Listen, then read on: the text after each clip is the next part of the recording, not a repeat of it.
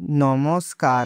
আজ আমরা আলোচনা করব হিন্দু পৌরাণিক কাহিনীর সবচেয়ে পবিত্র ও মধুর প্রেমের গল্প, শ্রী রাধারানী ও শ্রীকৃষ্ণের দিব্য প্রেমলীলা। এই ভিডিওতে আমরা জানব রাধারানীর আবির্ভাব তিথি অর্থাৎ রাধা অষ্টমীর তাৎপর্য এবং এই পবিত্র দিনটি পালনের নিয়ম। তাই চলুন ডুবে যাই বৃন্দাবনের সেই আপামর সৌন্দর্যে, যেখানে রাধা ও কৃষ্ণের প্রেম চিরন্তন। শ্রী রাধারানী হলেন শ্রীকৃষ্ণের পরম প্রিয়া, তার আহ্লাদিনী শক্তি অর্থাৎ প্রেম ও আনন্দের মূর্তিরূপ।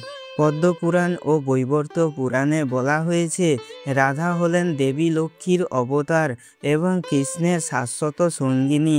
তাদের প্রেম কোনো সাধারণ প্রেম নয়, এটি আধ্যাত্মিক, পবিত্র ও ঐশ্বরিক। বৃন্দাবনের নিধুবনে যেখানে গাছেরা যেন রাধা কৃষ্ণের প্রেমের সাক্ষী, সেখানে রাসলীলার মাধ্যমে তাদের দিব্য মিলন ঘটত। কথিত আছে, কৃষ্ণ যখন তার বাঁশি বাজাতেন, সেই মধুর সুরে মুগ্ধ হয়ে রাধা ও গোপীরা সব কাজ ফেলে ছুটে যেতেন রাসলীলায়।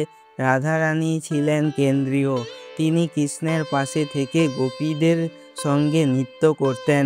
এই রাসলীলা কোনো শারীরিক মিলন নয়, বরং জীবাত্মা ও পরমাত্মার মধ্যে প্রেমের আধ্যাত্মিক সংযোগ।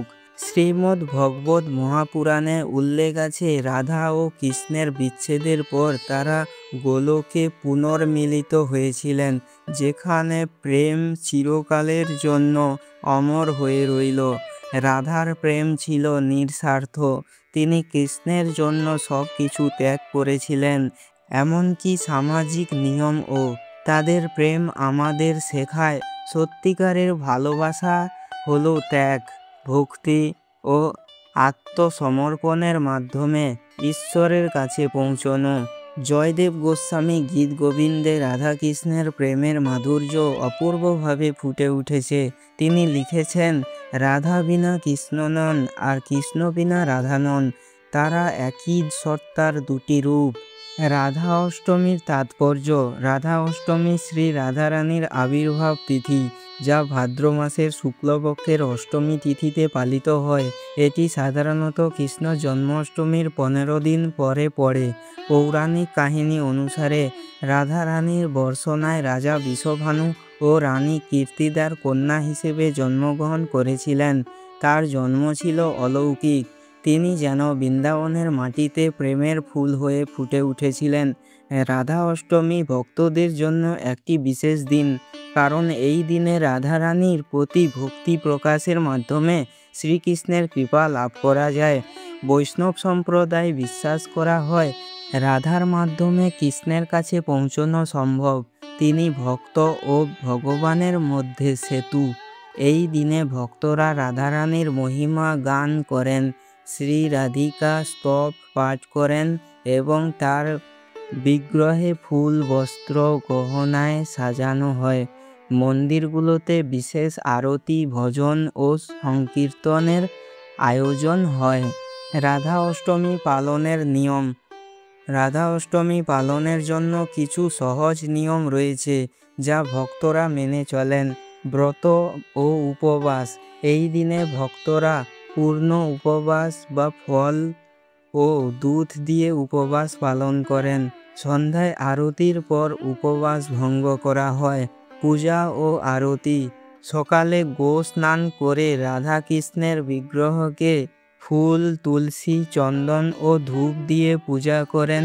শ্রী রাধিকা স্তব বা রাধাকৃষ্ণের ভজন পাঠ করেন।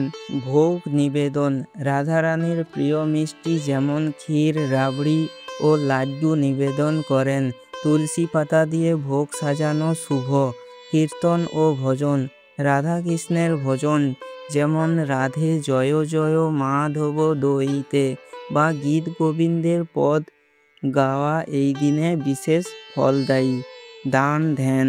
গরিবদের মধ্যে অন্ন, বস্ত্র বা মিষ্টির বিতরণ করুন। রাধারানীর প্রতি ভক্তি নিয়ে ধ্যান করুন। নিধুবন দর্শন। সম্ভব হলে বৃন্দাবনে নিধুবন বা রাধারমণ মন্দির দর্শন করুন। যেখানে রাধাকৃষ্ণের প্রেমলীলার স্মৃতি জড়িত। রাধা অষ্টমীতে ভক্তি ও শুদ্ধ মন দিয়ে পূজা করলে রাধারানীর কৃপায় শ্রীকৃষ্ণের আশীর্বাদ লাভ করা যায়। রাধাকৃষ্ণের প্রেমলীলা আমাদের শেখায় যে সত্যিকারের ভালোবাসা হলো ঈশ্বরের প্রতি নিঃস্বার্থ ভক্তি। রাধা অষ্টমীতে তাদের এই দিব্য প্রেম স্মরণে আমরা আমাদের হৃদয়কে ভক্তিতে ভরিয়ে তুলি। তাই এই রাধা অষ্টমীতে আপনিও রাধারানীর চরণে নিজেকে সমর্পণ করুন এবং তার কৃপায় জীবনকে ধন্য করুন। জয় শ্রী রাধে, জয় শ্রীকৃষ্ণ। আমাদের এই ভিডিওটি ভালো লাগলে লাইক, শেয়ার ও সাবস্ক্রাইব করতে ভুলবেন না। আগামী 31শে আগস্ট রবিবার আগামীকাল রাধা অষ্টমী পালন করা হচ্ছে গোটা বিশ্বজুড়ে। তোমরাও যদি এই ভিডিওটি দেখে ভালো লেগে থাকে তাহলে অবশ্যই লাইক করবেন, শেয়ার করবেন, সাবস্ক্রাইব করবেন।